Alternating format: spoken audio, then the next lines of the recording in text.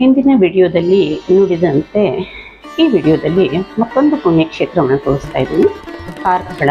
ಇದು ಜೈನ ಬಸದಿಯಿಂದ ಹೊರಟಿದ್ದು. ತುಂಬ ಬಿಸಿಲಿದೆ, ಅದಕ್ಕಾಗಿ ಹೋಗುವಾಗ ರೈಟ್ ಸೈಡ್ ಏನಿದೆ ಒಂದು ಹೋಟೆಲಿಗೆ ಹೋದ್ವಿ, ಒಂದು ಐಸ್ ಕ್ರೀಮನ್ನು ತಿಂದ್ವಿ, ಸ್ವಲ್ಪ ತಂಪು ಅನಿಸ್ತು. ಅದಾದ ನಂತರ ನಾವು ಹೊರಟಿದ್ದು ಶ್ರೀ ಕ್ಷೇತ್ರ ಧರ್ಮಸ್ಥಳ ಮಂಜುನಾಥ ಸ್ವಾಮಿಯ ದರ್ಶನವನ್ನು ಮಾಡೋದಕ್ಕೆ ಪ್ರವೇಶವನ್ನು ಮಾಡಿದಾಗ ನಮಗೆ ಆದಂಥ ಒಂದು ಸಮಾಧಾನ ಏನಿದೆಯಲ್ಲ, ಧರ್ಮಕ್ಕಾಗಿ ಸಮಾಧಾನ, ಶಾಂತಿ ಎಲ್ಲವೂ ಬೇಕಲ್ಲ, ಆ ಸ್ಥಳದಲ್ಲಿ ಬೇಡಿಕೊಳ್ಳೋದಕ್ಕೆ ಒಂದು ಅವಕಾಶ. ಬನ್ನಿ ನೋಡೋಣ ಎಷ್ಟು ಸುಂದರವಾದಂಥ ಸ್ಥಳ. ಎಲ್ಲಿ ನೋಡಲು ಸಮಾಧಾನ ಅನಿಸ್ತದೆ, ಎಲ್ಲಿ ನೋಡಿದ್ರೂ ಶುಭ್ರತೆ ಇದೆ. ಈ ಸ್ಥಳ ನಾವು ಹಿಂದೆ ಹೇಳ್ತೀವಿ, ಉಡುಪಿಯಲ್ಲಿ ವೈಷ್ಣವರು, ಕಾರ್ಕಳದಲ್ಲಿ ಜೈನರು. ಧರ್ಮಸ್ಥಳಕ್ಕೆ ಬಂದಾಗ ಧರ್ಮದ ಸಂಗಮ ಅಂತ ಹೇಳ್ಬೋದು. ಆಡಳಿತ ಇರೋದು ಜೈನರದ್ದು, ಹೆಗ್ಗಡೆ ಮನೆತನದ್ದು, ಅರ್ಚಕರು ವೈಷ್ಣವರು. ಇಲ್ಲಿ ನೋಡಿದಾಗ ಎಷ್ಟು ಹೇಗಿದೆ ಅಲ್ಲ ನಮ್ಮ ಧರ್ಮ ಅಂದರೆ, ಹಿಂದೂ ಧರ್ಮ ಎಲ್ಲ ಕಡೆಗೂ ಎಲ್ಲರೂ ಸೇರಿಕೊಂಡು ಪೂಜೆ, ದೇವರು ಎಲ್ಲ ಒಂದು, ಧರ್ಮಗಳು ಹಲವಿರ್ಬೋದು, ದೇವರು ಒಂದೇ ಅಂತ ಹೇಳ್ತೀವಿ. ಇಲ್ಲಿ ನೋಂದಣಿ ಕೇಂದ್ರ ಇದೆ, ಪ್ರವಚನ ಕೇಂದ್ರ ಇದೆ. ಹೊರಗಡೆಯಿಂದ ಬಂದವರು ಆರಾಮಾಗಿ ರೆಸ್ಟ್ ಮಾಡ್ಬೋದು, ಎಲ್ಲಿ ಬೇಕಾದರೂ ಆರಾಮಾಗಿ ಕೂತ್ಕೊಂಡ್ಬಿಟ್ಟು ಮುಂದೆ ದರ್ಶನ ಮಾಡೋದಕ್ಕೆ ಹೋಗ್ಬೋದು.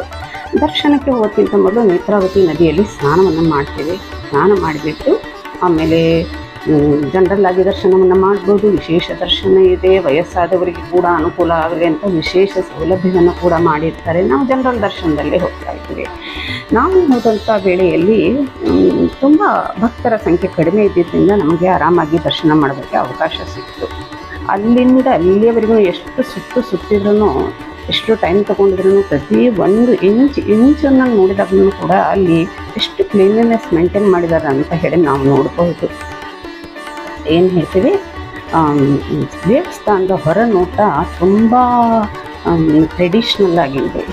ಹಾಗೆ ಒಳಗಡೆ ಹೋದಂಗೆ ನಾವು ನೋಡ್ಬೋದು, ಏನು ಆಧುನಿಕತೆಯನ್ನು ಕೂಡ ಏನು ಮಾಡಿದ್ದಾರೆ, ಅಡಾಪ್ಟ್ ಮಾಡ್ಕೊಂಡಿದ್ದಾರೆ. ತುಂಬ ಕ್ಲೀನಾಗಿದೆ, ಮೇಂಟೈನ್ ಮಾಡ್ಕೊಂಡು ಹೋಗ್ತಾರೆ. ತುಂಬ ಕ್ಲೀನ್ನೆಸ್ ಇದೆ.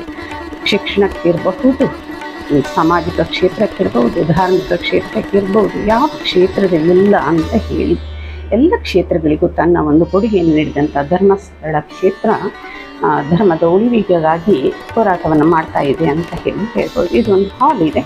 ಇಲ್ಲಿ ಆರಾಮಾಗಿ ಕೂತ್ಕೊಂಡು ಧರ್ಮಸ್ಥಳದಲ್ಲಿ ನಡೆದಂಥ ಕಾರ್ಯಕ್ರಮವನ್ನು ಕೂಡ ನಾವು ಏನೇನು ನಡೀತದೆ ಅನ್ನೋದನ್ನು ಒಂದು ನಿಮಿಷ ಕೂತ್ಕೊಂಡು ಕೇಳಿಕೊಂಡು ಕ್ಯೂನಲ್ಲಿ ಮುಂದೆ ಹೋಗ್ಬೋದು. ನೀವು ಕೂಡ ನೋಡ್ತಾ ಇದ್ದಾರೆ ಎಷ್ಟು ನೀಟಾಗಿದೆ ಅಂತ ಹೇಳಿಬಿಟ್ಟು ನಾವು ಕೂಡ ಒಂದು ಸ್ವಲ್ಪ ಕೂತ್ಕೊಂಡ್ವಿ, ಕೇಳಿದ್ವಿ, ಹಾಗೆ ದರ್ಶನಕ್ಕಾಗಿ ಮುಂದುವರಿದ್ವಿ. ಈ ರೀತಿಯಾಗಿ ಧರ್ಮಸ್ಥಳದಲ್ಲಿ ಮಂಜುನಾಥ ಸ್ವಾಮಿ, ದೇವಿಯ ಒಂದು ದರ್ಶನ, ಅಣ್ಣಪ್ಪ ಸ್ವಾಮಿಯ ದರ್ಶನ, ಆಮೇಲೆ ಏನು ಹೇಳ್ತೀವಿ ಬಾಹುಬಲಿಯ ಒಂದು ಮೂರ್ತಿ ದರ್ಶನ, ಆಮೇಲೆ ಇರುವಂಥ 2 ಮ್ಯೂಸಿಯಂಗಳು, ಇವೆಲ್ಲವನ್ನು ದರ್ಶನವನ್ನು ಮಾಡಬಹುದು. ನಾವು ಸಮಯದ ಅಭಾವ ಇದ್ರೂ ಕೂಡ ದೂರದಿಂದ ಸ್ವಲ್ಪ ಕೆಲವೇ ಪ್ರದೇಶಗಳನ್ನು ದರ್ಶನವನ್ನು ಮಾಡಿಬಿಟ್ಟು ಮುಂದೆ ಬೇರೆ ಕ್ಷೇತ್ರವನ್ನು ವೀಕ್ಷಣೆ ಮಾಡಬೇಕಲ್ಲ, ಅದಕ್ಕಾಗಿ ಮುಂದುವರಿತಾ ಬಂದಿತ್ತು.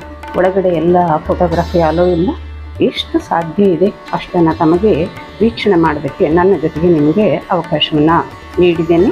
ನೀವು ಕೂಡ ಮತ್ತೊಮ್ಮೆ ಭೇಟಿಯಾಗಿ ದೇವರ ಕೃಪೆಗೆ ಪಾತ್ರರಾಗಿ ಮತ್ತೊಮ್ಮೆ ಭೇಟಿಯಾಗೋಣ ಮುಂದಿನ ಒಂದು ವಿಡಿಯೋದಲ್ಲಿ. ನೋಡಿದ್ದಕ್ಕಾಗಿ ಧನ್ಯವಾದಗಳು. Thank you.